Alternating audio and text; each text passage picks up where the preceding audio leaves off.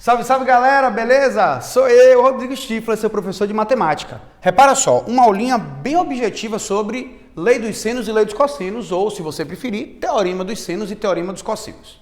Primeiro de tudo, para que você precisa de teorema dos senos e teorema dos cossinos? Para resolver questões que envolvam lados e ângulos de triângulos não retângulos. Porque quando um triângulo é retângulo, lembre aí, quando um triângulo é retângulo, questões que envolvem ângulos e lados, você resolve pelas razões trigonométricas do triângulo retângulo. Seno, cateto oposto sobre hipotenusa. Cosseno, cateto adjacente sobre hipotenusa. Tangente, cateto oposto sobre cateto adjacente. Quando um triângulo não é retângulo, os seus lados não recebem nomes de catetos e hipotenusa. Logo, você não vai poder aplicar as razões trigonométricas do triângulo retângulo. Você vai ter que aplicar a lei dos senos, lei dos cossenos, que alguns autores e professores colocam como relações métricas num triângulo qualquer, ou relações trigonométricas num triângulo qualquer. Em resumo, é para resolver questões que envolvem ângulos e lados de triângulos que não são retângulos. Apesar de, se você quiser, abre parênteses, não queira não, fecha parênteses, mas se você quiser aplicar a lei dos senos e dos cossenos em triângulos retângulos, pode, viu? Pode, só não acho que você vai querer. Porque se o triângulo for retângulo, é muito mais prático aplicar cateto oposto sobre hipotenusa, cateto adjacente sobre hipotenusa. Mas vamos lá.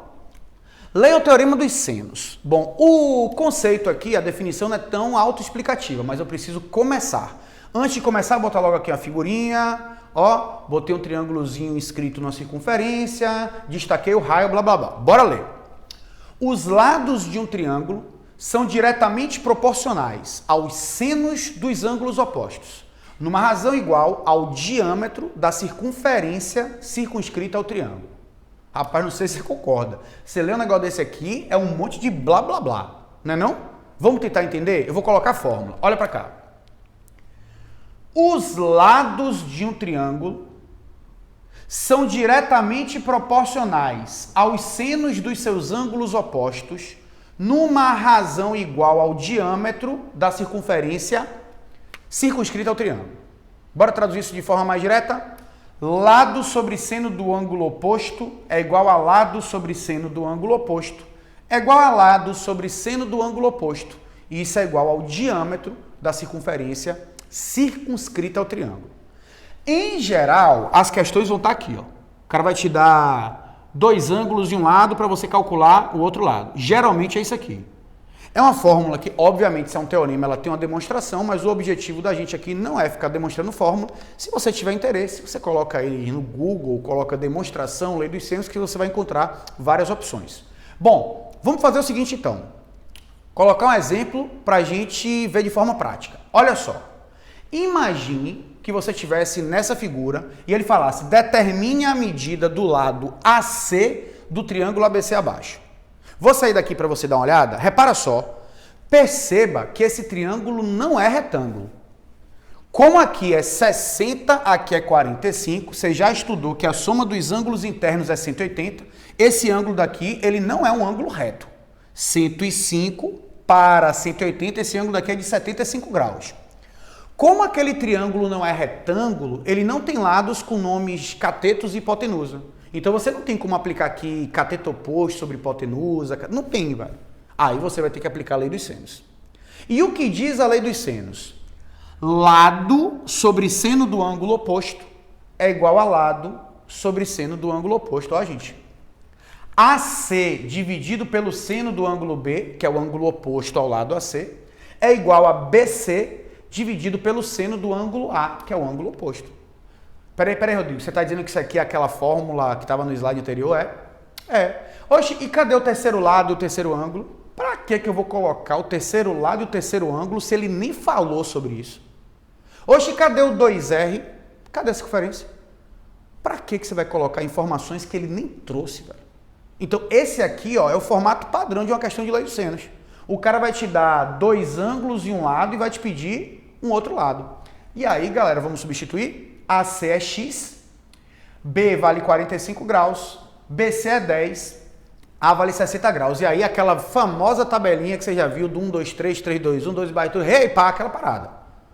Bom, seno de 45 é raiz de 2 sobre 2, seno de 60 é raiz de 3 sobre 2. Amigo e amiga, daqui pra frente você faz como você quiser.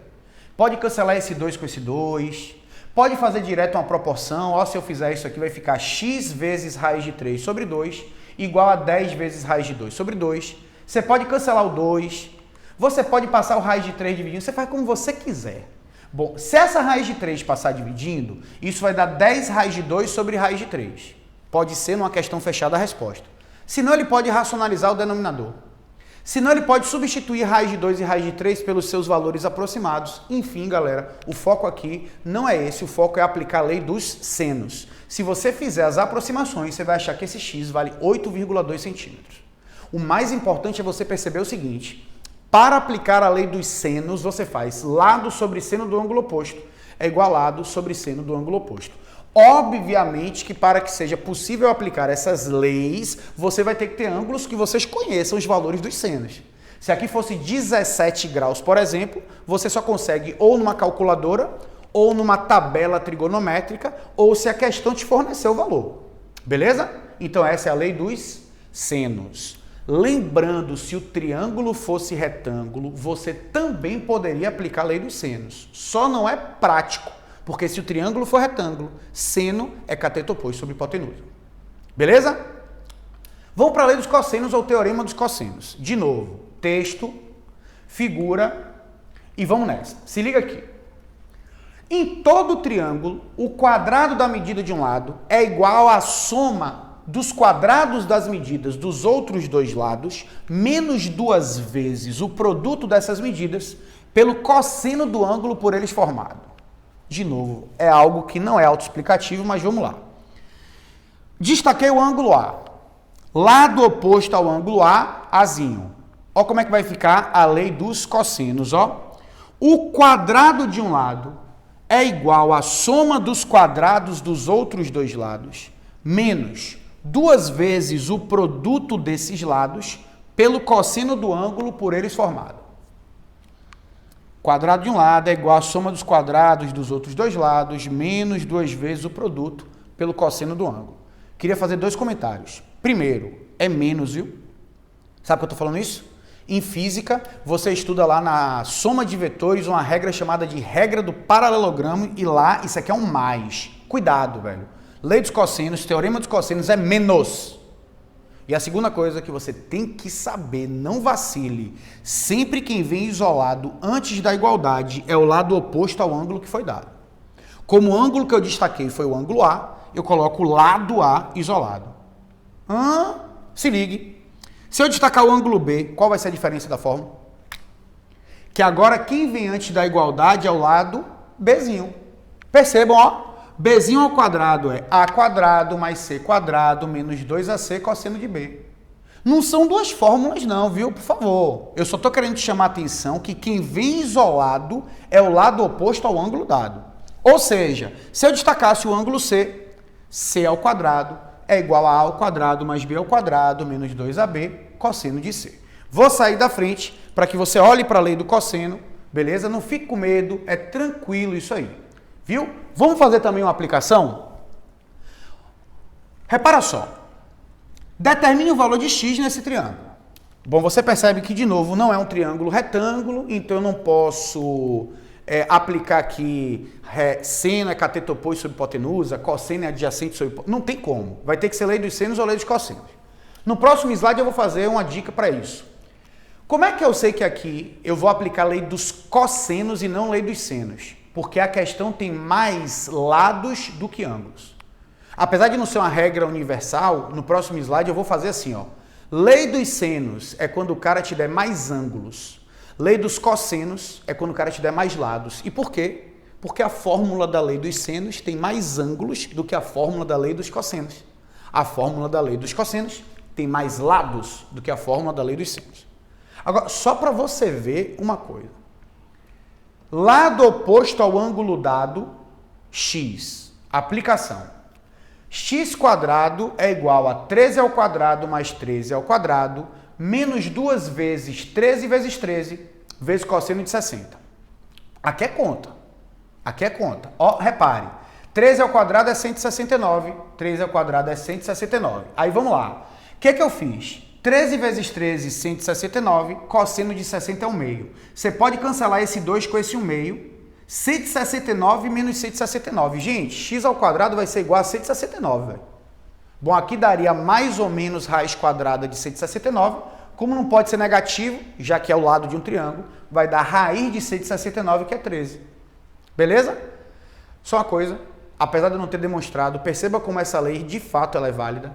Você enxerga que se esse lado é igual a esse triângulo é isósceles?